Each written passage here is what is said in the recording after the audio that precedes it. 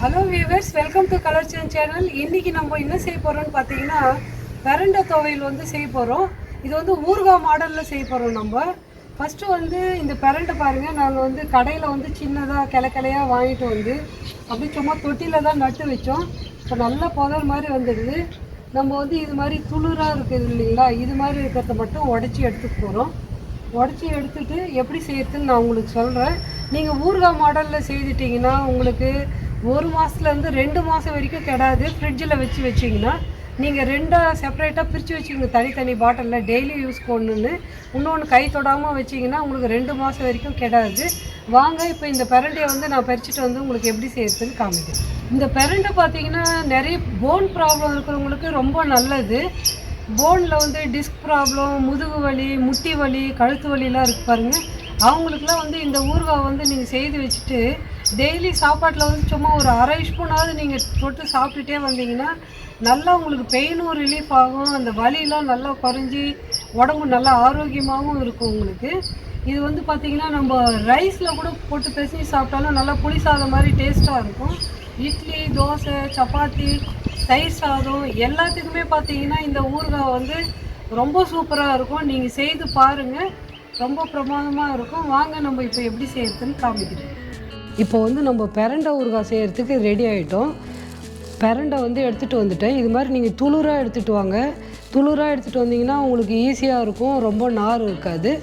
எடுத்துகிட்டு இந்த பக்கத்தில் இந்த ஷார்ப்பாக இருக்கும், இந்த கார்னர்லாம் நம்ம அப்படியே உடைச்சாலே வந்துடும். முடியாதவங்க இது மாதிரி கத்தி வச்சு இது மாதிரி செய்திங்கன்னா ஈஸியாக இருக்கும் பிகினர்ஸுக்கெலாம். அது மாதிரி வச்சு நம்ம க்ளீன் பண்ணிக்கணும். பாருங்கள், நான் உடச்சி காமிக்கிறேன். உங்களுக்கு இந்த கணுவெல்லாம் இது போல் உடச்சிங்கன்னா இந்த நாரெலாம் க்ளீனாக வந்துடும் உங்களுக்கு. இது மாதிரி நீங்கள் உங்களுக்கு எவ்வளோ குவான்டிட்டி வேணுமோ அந்த அளவுக்கு செய்து க்ளீன் பண்ணி வச்சுக்கோங்க. இப்போ நான் எப்படி க்ளீன் பண்ணி வச்சுருக்கேன்னு உங்களுக்கு காமிக்கிறேன்.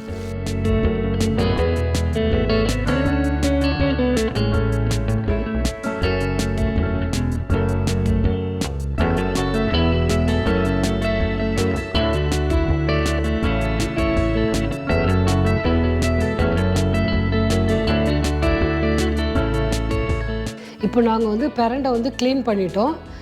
பிரண்டை நல்லா துளுராக அழகாக க்ளீன் பண்ணி உடச்சி வச்சுருக்கோம். 1/2 கிலோ அளவுக்கு இருக்கும் இந்த பிரண்டை வாஷ் பண்ணி ரெடி பண்ணிட்டோம்.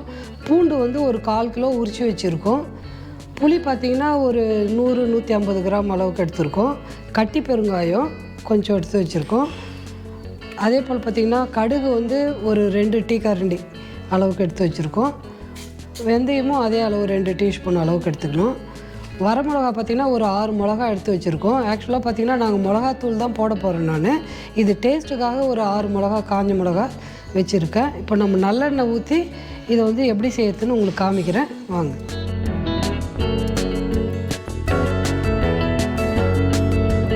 இப்போ ஃபஸ்ட்டு பார்த்திங்கன்னா நம்ம கடுகு போட்டு லைட்டாக வறுத்துக்கணும். ரொம்ப தீய விடக்கூடாது. லைட்டாக இது மாதிரி பொரிஞ்சாலே போதும். ரொம்பவும் பொரிய விட்டிங்கன்னா தீஞ்ச வாசனை வந்துடும். லைட்டாக பொரிஞ்சால் போதும். இது எண்ணெய் ஊற்றாமல் தான் வறுக்கிறேன் நான். அடுத்தது வெந்தயம். இது லைட்டு கோல்டன் ப்ரௌன் கலரில் வரணும். இந்த அளவு கலர் வந்ததுன்னா போதும், கோல்டன் லைட் ப்ரௌனில். ரொம்ப விட்டிங்கன்னா தீஞ்ச வாசனை வந்ததுன்னா ஊறுகாய் நல்லா இருக்காது. அடுத்து இந்த காஞ்ச மிளகா லைட்டாக சூடு பண்ணிக்கணும்.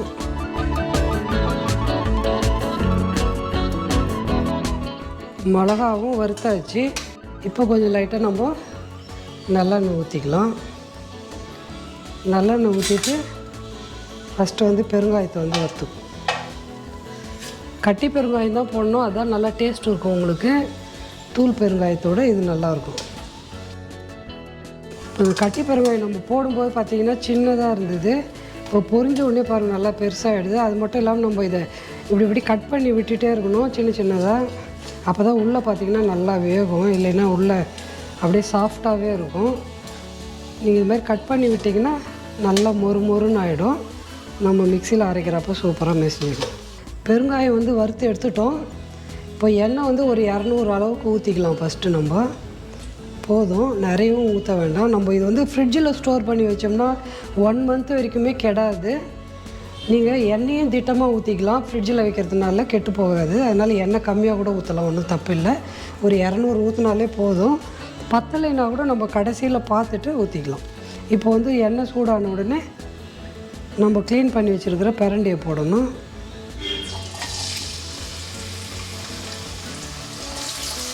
இந்த பிரண்டையை பார்த்திங்கன்னா நல்லா வதக்கணும். இது வந்து அப்படியே இந்த க்ரீன் கலர் போயிட்டு நல்லா ப்ரௌனாக வரும். வெங்காயம் வதக்கணும்னா வரும் இல்லைங்களா கலரு, அந்த கலர் வரும். அது வரைக்கும் வதக்கணும். நம்ம போடும்போது பார்த்திங்கன்னா உங்களுக்கு நிறைய இருக்கும். வதங்கிடுச்சுன்னா இதில் பாதி தான் வரும்.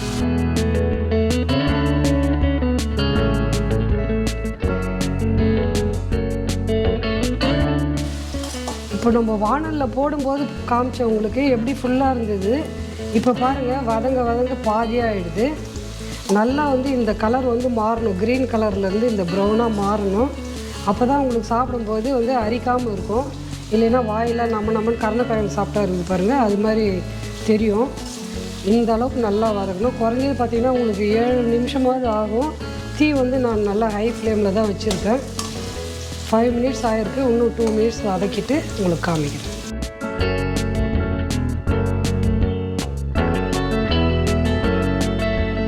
இப்போ பாருங்கள் நல்லா வதங்கிடுது. எப்படி கலர் வந்து சேஞ்ச் ஆகிருக்கு பாருங்கள். இப்போ இந்த அடியில் எண்ணெய் கொஞ்சம் நிற்கிது. எண்ணெய் அப்படியே இருக்கட்டும். அதை விட்டுட்டு நம்ம மேலே இருக்கிற இந்த காய் மட்டும் தனியாக வேறு பிளேட்டுக்கு மாற்றிக்கலாம்.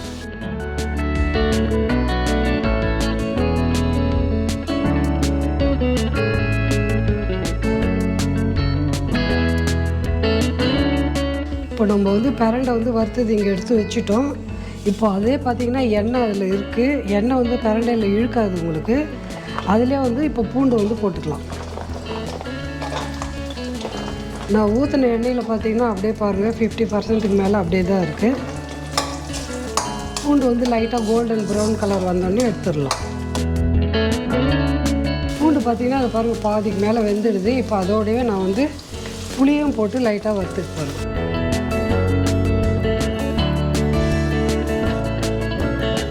பாருங்கள் பூண்டு வந்து இந்த அளவுக்கு வந்து கலர் சேஞ்ச் ஆனால் போதும். இப்போ நம்ம வந்து எடுத்துடலாம்.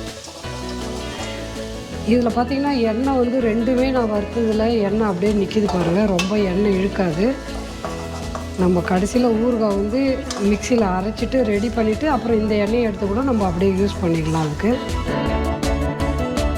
இப்போ நம்ம வறுத்து வச்சுருக்கிற கடுகு, வெந்தயம், காஞ்ச மிளகா இதை ஃபஸ்ட்டு போட்டு ஓட்டிக்கணும். நம்ம கொஞ்சம் இது மெசிஞ்ச பிறகு அப்புறமா வந்து பெருங்காயத்தை போட்டுக்கலாம். இப்போ இது மெசிஞ்சிடுது. இப்போ பெருங்காயத்தை நம்ம வறுத்த பெருங்காயத்தை அதோடு போட்டுட்டு திருப்ப ஓட்டிக்கலாம். இந்த அளவுக்கு அரைச்சிங்க. ரொம்ப குறணும் வேண்டாம், பவுட்ராகவும் இல்லாத அளவுக்கு இந்த அளவுக்கு அரைச்சி வச்சுருக்கேன் நான். இப்போ நெக்ஸ்ட்டு வந்து நம்ம ஆற வச்சுருக்கிறோம் பிரண்டையெல்லாம், அதை அரைக்கணும். மிக்ஸி வந்து நீங்கள் ஃபஸ்ட்டு இந்த பொடி அரைக்கும் போதே தண்ணி இல்லாமல் நல்லா க்ளீனாக இருக்கணும், ட்ரையாக இருக்கணும் மிக்ஸி ஜாரு. பொடியை வந்து ஃபஸ்ட்டு நான் வந்து அரைச்சி வச்சுட்டேன். அப்புறமா நீங்கள் வந்து இதில் பிரண்டையை போடுங்க. அப்போ தான் அந்த எண்ணெய் இது இருக்கும், அது பொடி வந்து மெசியாது. அதனால் ஃபஸ்ட்டு அதை ரெடி பண்ணிவிட்டு இப்போ பிரண்டை வந்து நம்ம கொஞ்சம் கொஞ்சமாக போட்டு அரைச்சி எடுக்கலாம். இப்போ பார்த்திங்கன்னா நம்ம வந்து வதக்கி வச்சுருந்த பிரண்டையை அரைச்சிட்டோம். வதக்கும்போது பார்த்திங்க எவ்வளோ இருந்தது, அதில் 50% ஆகிடுச்சி. வதக்கினோடனே அரைச்ச உடனே பாருங்கள் இவ்வளோ தான் வரும். இப்போ நம்ம பிரண்டையை வந்து நல்லா அரைச்சிட்டோம் நைஸாக. ஏன்னா கொஞ்சம் நாராக இருக்கும் சமயத்தில். கொஞ்சம் முத்தலாக இருந்தால் கூட நார் இருக்கும். அதனால் நல்லா ஓட்டிங்க. அப்பயும் கொஞ்சம் 1-2 இருக்கும் தான், அது ஒன்றும் பண்ண முடியாது. நல்லா நீங்கள் நைஸாக அரைச்சிக்கிட்டிங்கன்னா உங்களுக்கு நல்லா அது மெசிஞ்சிடும். நெக்ஸ்ட்டு வந்து நம்ம அந்த புளியும் பூண்டையும் அரைச்சிக்கலாம். அரைக்கும்போது நீங்கள் ஃபஸ்ட்டு என்ன பண்ணுங்கள், புளியை போட்டு கொஞ்சம் பூண்டு பாதி போட்டு ஓட்டுங்க. இந்த புளி கூட மொத்த பூண்டையும் போட்டுறாதீங்க, ஒரு 50% மட்டும் போடுங்க. ஏன்னா குழன்னு போயிடும். இதை மட்டும் இந்த புளியும் இந்த பூண்டையும் ஃபஸ்ட்டு நம்ம அரைச்சிக்கலாம். இந்த புளி போட்டு நீங்கள் புளியும் பூண்டும் அரைக்கிறப்ப பார்த்திங்கன்னா நல்லா சமயத்தில் மெசியாது. அதுக்கு என்ன பண்ணணும், இந்த பிரண்டை அரைச்சி வச்சுருக்கோம் இல்லையா, அதை கொஞ்சம் போட்டுட்டு நீங்கள் மிக்சியில் நல்லா ஓட்டினீங்கன்னா புளி நல்லா கரைஞ்சி பேஸ்ட் மாதிரி இதோட மிக்ஸ் ஆகிடும். பிரண்டையை கொஞ்சம் அந்த இதுலேயே புளியில் போட்டு அரைச்சோம்னா புளி வந்து நல்லா கரைஞ்சி வந்துடும். இல்லைன்னா திப்பியாக இருக்கும் புளி. சாப்பிடும்போது பார்த்திங்கன்னா ஒரு இடத்துல புளிப்பாக இருக்கும். அதனால் இந்த பிரண்டையிலே கொஞ்சம் எடுத்து போட்டு அந்த புளியும் கொஞ்சம் பூண்டும் போட்டு ஓட்டிட்டா நல்லா நைஸாக வந்துடுச்சு பாருங்கள். இல்லைன்னா புளி வந்து திட்டாக இருக்கும். இப்போ வந்து மீதி இருக்கிற பூண்டை வந்து நம்ம நைஸாக அரைக்காமல் கொஞ்சம் ஓரளவு குறன்னு இருக்கிற மாதிரி இது தனியாக அரைச்சி கலந்துக்கலாம். பூண்டு வந்து நான் போட்டு ஓட்டிட்டேன். நீங்கள் மிக்சியில் போடும்போது பூண்டு பார்த்திங்கன்னா திப்பி திப்பியாக இருக்கும். நம்ம இந்த பிரண்டை அரைச்சி வச்சுருக்கோம் இல்லையா, அதில் ஒரு கை போட்டு சேர்த்து அரைச்சிங்கன்னா ஈஸியாக சீக்கிரமாக பிளெண்ட் ஆகிடும் உங்களுக்கு. பாருங்க, ரொம்ப நைஸாகவும் இல்லாமல் ஓரளவுக்கு கொஞ்சம் குறன்னு இருக்குது. இப்போ இதையும் எடுத்து ரெடி பண்ணிக்குவோம். நெக்ஸ்ட் என்ன பண்ணுறதுன்னு சொல்கிறோம். இப்போ ஏற்கனவே அந்த மீந்த எண்ணெய் இருக்குது, அதுலேயே வந்து நம்ம நல்லெண்ணெய் ஒன்று கொஞ்சம் விட்டுக்கலாம்.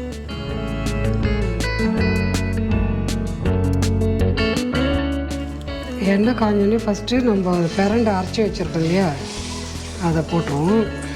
ஏற்கனவே நம்ம வந்து வதக்கிட்டோம், அதனால் ரொம்ப நேரம் வதங்கணும்னு அவசியம் இல்லை. இப்போ வந்து பாருங்கள் போட்டு வதக்கியாச்சு. சால்ட் வந்து இப்போ நான் போடுறேன். ஒரு 2.25 ஸ்பூன் போட்டுக்குங்க, பார்த்துட்டு கூட நம்ம போட்டுக்கலாம். அப்புறம் நம்ம அரைச்சி வச்சுக்கிற இந்த பூண்டு பேஸ்ட்டு, பூண்டும் புளியும் அரைச்சி வச்சுருக்கோம் இல்லையா, அதையும் போட்டு அடி பிடிக்காமல் பார்த்துக்குங்க. தீயை வந்து கொஞ்சம் மீடியமாக கூட வச்சுக்கலாம். இப்போ நம்ம ஊற்றின எண்ணெய் பார்த்திங்கன்னா இழுத்துக்குச்சு. நம்ம ஃப்ரிட்ஜில் வந்து ஸ்டோர் பண்ணுறதுனால ரொம்ப எண்ணெய் வந்து தேவையில்லை. கொஞ்சம் அடி பிடிக்காமல் இருக்கிறது இன்னும் கொஞ்சம் ஊற்றிக்கலாம், இன்னும் ஒரு கரண்டி.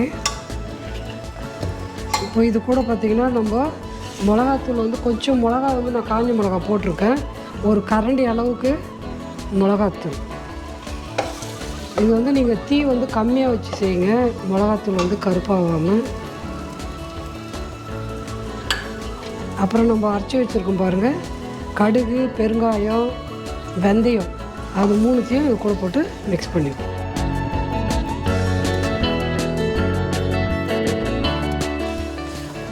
எண்ணெய் வந்து எப்படி அடி பிடிக்குதோ அதுக்கு தகுந்த மாதிரி நீங்கள் பார்த்து ஊற்றிக்குங்க.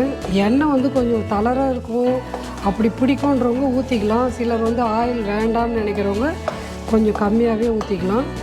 இது வதக்கும் போது பார்த்திங்கன்னா எண்ணெய் இழுக்கும், ஆனால் கடைசியில் எல்லாமே எண்ணெய் வந்து நீங்கள் அப்படியே ஊறுகாய் வச்சுட்டிங்கன்னா நாளைக்கு பார்க்கும்போது எண்ணெய் வந்து தெளிஞ்சு வெளியில் வந்துடும். அதனால எண்ணெய் இல்லையோன்னு சொல்லி நிறைய ஊற்றிடாதீங்க. சூடு ஆறின பிறகு பார்த்திங்கன்னா எண்ணெய் தனியாக பிரிஞ்சு வரும். அவ்வளோதான், போதும். இப்போ நம்ம அடுப்பை நிறுத்திடலாம். இப்போ நான் வந்து அடுப்பை வந்து நிறுத்திட்டேன். நிறுத்தின பிறகு நீங்கள் பார்த்துக்குங்க, கொஞ்சம் சூடாக இருக்கும். உப்பு காரம்லாம் கரெக்டாக இருக்கான்னு செக் பண்ணிக்கோங்க. காரம் உப்பு இல்லைன்னா இந்த ஸ்டேஜில் கூட நீங்கள் போடலாம், தப்பு இல்லை. உப்பும் மிளகாத்தூளும் ஆட் பண்ணிடலாம். இங்கே பாருங்கள், நீங்கள் ஆற பார்த்திங்கன்னா இந்த எண்ணெய் வெளியில் வரும். இதே ஊறுகாய் நாளைக்கு பார்க்கும்போது பார்த்திங்கன்னா எண்ணெய் நிறைய பிரிஞ்சு வெளியில் வந்துடும். இது நல்லா ஆறின பிறகு ஈரமே இல்லாத கண்ணாடி புட்டியில் போட்டு நீங்கள் ஸ்டோர் பண்ணி ஃப்ரிட்ஜில் வச்சுக்கோங்க. ஃபுல்லுமே ஒரே பாக்ஸில் வைக்காமல் ஒரு பாக்ஸ் வந்து தனியாக மூடி போட்டு வச்சுருங்க. அடிக்கடி எடுக்காமல் ஒரு பாக்ஸ் வந்து டெய்லி யூஸ்க்கு யூஸ் பண்ணிக்கங்க. அப்படி வச்சிங்கன்னா உங்களுக்கு 1 மந்த் வரைக்கும் சூப்பராக இருக்கும். நீங்களும் செய்து ட்ரை பண்ணி பாருங்கள். எனக்கு கமெண்ட் பாக்ஸில் கமெண்ட் பண்ணுங்கள் எப்படி இருக்குது ஊறுகான்னு சொல்லி. இப்போ ஊறுகாய் வந்து பார்த்திங்கன்னா ஆறிடுச்சு, ரெடி ஆகிடுது. இப்போ பாருங்கள், இப்போயே கொஞ்சம் கொஞ்சமாக எண்ணெய் அப்படியே வருது. நம்ம வந்து ஃப்ரிட்ஜில் வைக்கிறதுனால இதுக்கு மேலே எண்ணெயும் தேவைப்படாது, இந்த அளவுக்கு இருந்தால் போதும். இப்போ நம்ம பாக்ஸில் எடுத்து ஸ்டோர் பண்ணி ஃப்ரிட்ஜில் வச்சிடலாம்.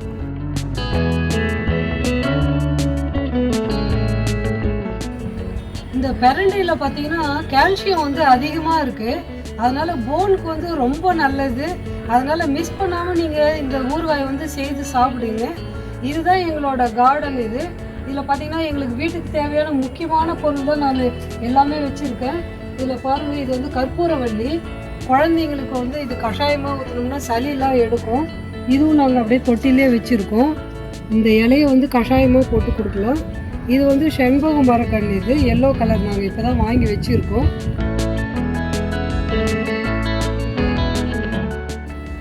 இது வந்து பார்த்தீங்கன்னா பட்டன் ரோஸ். இது அழகாக பிங்க் கலரில் பூக்கும், நிறைய அரும்பு வரும். இப்போ வந்து நாங்கள் பறிச்சிட்டோம் காலையில்.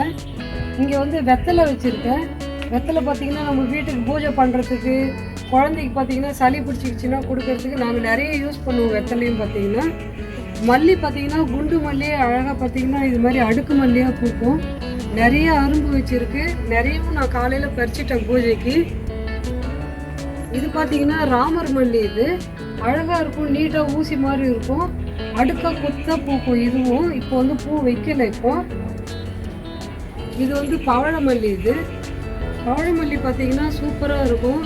இங்கே பாருங்கள் பூ இது மாதிரி இருக்கும். நான் காலையில் சாமிக்கு பறித்து வச்சுட்டேன். இந்த பூவெலாம் கீழே கொட்டிடும். ஆக்சுவலாக பார்த்தீங்கன்னா பூத்த உடனே தரையில் கொட்டிடும். இதுவும் நான் பூஜைக்கு தேவையானது எல்லா பூவுமே வந்து இங்கே வச்சுருக்கோம். இங்கே பாருங்கள் இட்லி பூ ரெட் கலர். இதுவும் பூஜைக்கு நாங்கள் பெரும்பாலும் பார்த்தீங்கன்னா பூஜைக்கு தேவையானது, வீட்டு மருத்துவத்துக்கு தேவையானது அப்படி தான் எல்லாமே வச்சுருக்கேன். இங்கே வந்து பிங்க் கலர் வந்து ரோஸ் வந்து பன்னீர் ரோஸ். இது அழகாக சூப்பராக கொத்து கொத்தாக பூக்கும். இப்போ வந்து அரும்பு வச்சுருக்கு, பூத்ததெல்லாம் நான் பறிச்சிட்டேன்.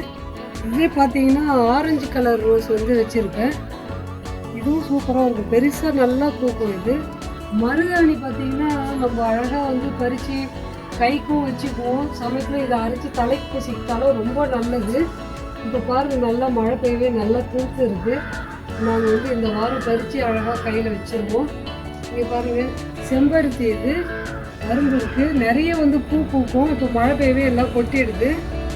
இதுவும் வந்து ராமர் மல்லி தான். கறிவேப்பிலையும் வச்சுருக்கோம். வீட்டுக்கு எது எது தேவையோ அது போல் பார்த்து பார்த்து வச்சுருக்கோம். கறிவேப்பிலை செடி இருக்குது. இங்கே பார்த்தீங்கன்னா மாங்கன்று வந்து தொட்டிலே வச்சுருக்கோம். இது ஆக்சுவலாக சும்மா கொட்டையை போட்டு அப்படி தானாக வளர்ந்தது தான். இது பார்த்திங்கன்னா நாங்கள் வெள்ளிக்கிழமையில் வந்து அருங்காலில் வந்து டெக்கரேஷன் பண்ணுறதுக்காகவே இந்த மரத்தை வந்து நான் தொட்டிலே வச்சுருக்கேன். வெள்ளிக்கிழமையில் பார்த்திங்கன்னா இந்த இலையை பறித்து அழகாக டெக்கரேஷன் பண்ணி அருங்காலில் வைக்கிறதுக்கு யூஸ் ஆகும். அதனால் வாரம் வாரம் நாங்கள் பறிச்சுடுவோம். இதுவும் வெத்தலை தான். முருங்கைக்கன்று பாருங்கள், நாங்கள் அப்படியே தொட்டிலே தான் வச்சுருக்கோம். இது ஒரே ஒரு இது தான் வச்சோம், பெருசாக வந்தது. அதை உடச்சி திரும்ப பக்கத்தில் ஒன்று வச்சுருக்கோம். இது மாதிரி 2 தொட்டியில் வச்சுருக்கேன். இதில் பார்த்தீங்கன்னா கிளையே அழகாக வரும். இப்போ உடச்சி கட் பண்ணிட்டேன். இதுலேயே பார்த்தீங்கன்னா வீட்டுக்கு தேவையான வாரத்துக்கு ஒரு நாள் நம்ம கம்பல்சரி செய்கிற அளவுக்கு பார்த்தீங்கன்னா கிளை வந்து கிடச்சிரும். அதனால் வாரத்துக்கு ஒரு முறை முருங்கைக்கீரையும் நம்ம வீட்டிலேயே கிடச்சிடும். இது பார்த்தீங்கன்னா துளசி செடி, இதுவும் நான் வந்து தொட்டிலே வச்சுருக்கேன். பூஜைக்கும் யூஸ் ஆகும், நம்ம மருத்துவத்துக்கும் யூஸ் ஆகிற மாதிரி வச்சுருக்கேன். பெரும்பாலும் பார்த்தீங்கன்னா எங்கள் வீட்டில் எல்லாமே மருத்துவத்துக்கும் சாமிக்கு பூஜை பண்ணுறதுக்கு அது போல் தேவையானது மட்டும் வச்சுருக்கோம் தொட்டி. இன்னமும் அந்த சைடில் இருக்குது. இது வந்து நான் உங்களுக்கு ஒரு நாள் நான் தனி வீடியோவாக போவேன். இந்த வீடியோ உங்களுக்கு பிடிச்சிருந்ததுன்னா லைக் பண்ணுங்கள், கமெண்ட் பண்ணுங்கள், உங்கள் ஃப்ரெண்ட்ஸ் அண்ட் ஃபேமிலிக்கு ஷேர் பண்ணுங்கள். முக்கியமாக நம்ம சேனலை சப்ஸ்கிரைப் பண்ணிவிடுங்க. Bye viewers.